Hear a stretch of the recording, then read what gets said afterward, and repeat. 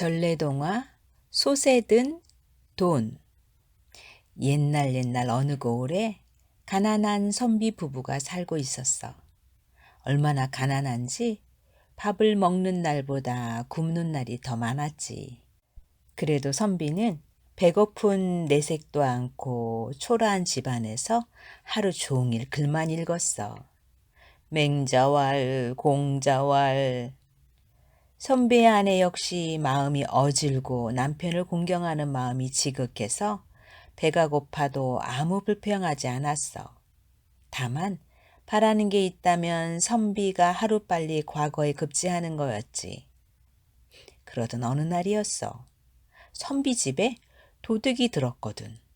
선비는 그 사실도 모르고 열심히 글만 읽었지. 허허?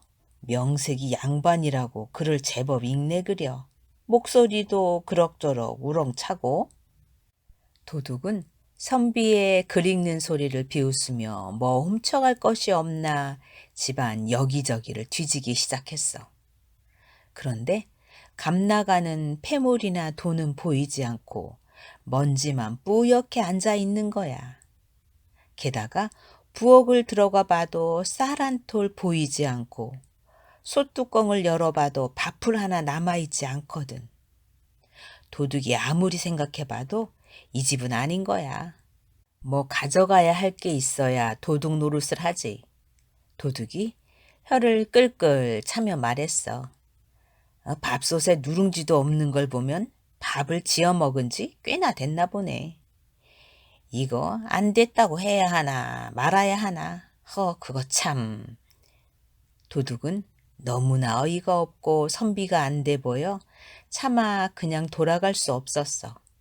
그래서 윗마을 부잣집에서 훔쳤던 엽전을 한 움큼 꺼내 소단에 넣어두었지.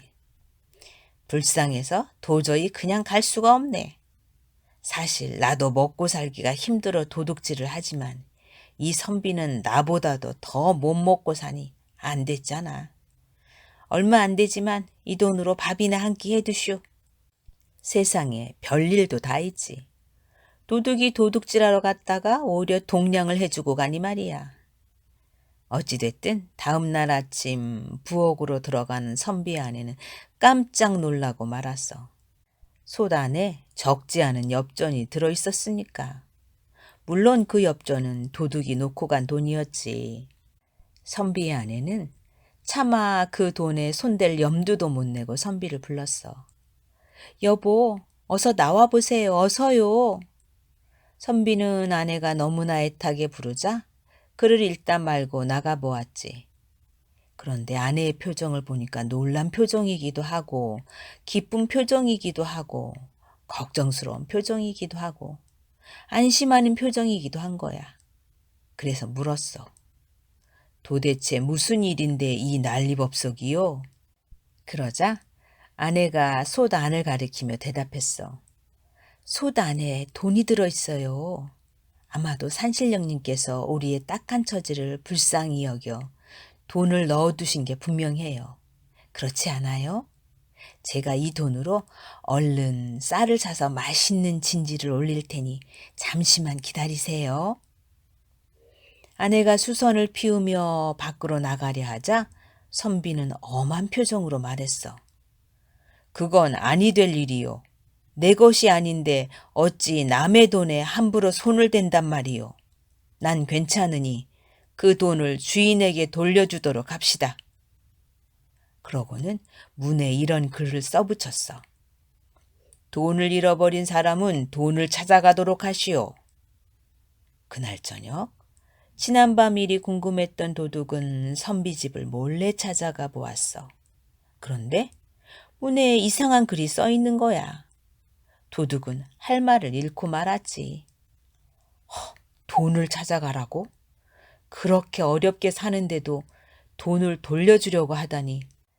도둑은 어찌해야 할지 몰라 집 주변을 서성거리기만 했어. 자기는 선비가 안 돼 보여 큰 선행을 베푼 것인데 선비는 그것도 모르고 돈을 돌려주려고 글까지 써붙여 놓았으니 도둑 입장으로는 답답할 노릇이었지. 참으로 답답한 양반이네. 답답해. 양반은 답답해. 도둑이 궁시렁궁시렁 선비에게 사실대로 말을 할까 말까 망설이는데 언제 나타났는지 선비의 아내가 집으로 들어가는 거야. 그런데 얼마 후 선비의 집안에서 큰 소리가 들리지 뭐야. 도둑은 깜짝 놀라 울타리 너머로 고개만 내밀고 몰래 훔쳐보았어. 아니나 다를까. 선비는 아내가 주워온 벼 이상 몇 알로 죽을 끓이려는 걸 보고 나무라고 있었어. 당신 지금 뭘 하고 있는 것이오? 아무리 벼 이상 몇 알이라고 해도 농부들이 그 벼를 수확하기 위해 얼마나 많은 땀과 노력을 했겠소. 혹여 내가 그 사실을 모르고 지나쳤더라면 당신이나 나나 도둑과 무엇이 다를 것이오. 당장 하던 일을 멈추고 벼이삭을 주워온 논에 갖다 놓고 오시오. 선비의 소리에 도둑은 마음이 찔리는 것 같았어. 마치 자기를 보고 선비가 불효령을 내리는 것 같았거든. 벼이삭 몇 알 주워와 죽을 끓였을 뿐인데 저렇듯 화를 내다니. 저 선비는 비록 가난할지언정 대쪽같이 지조가 높은 분이 틀림없구나.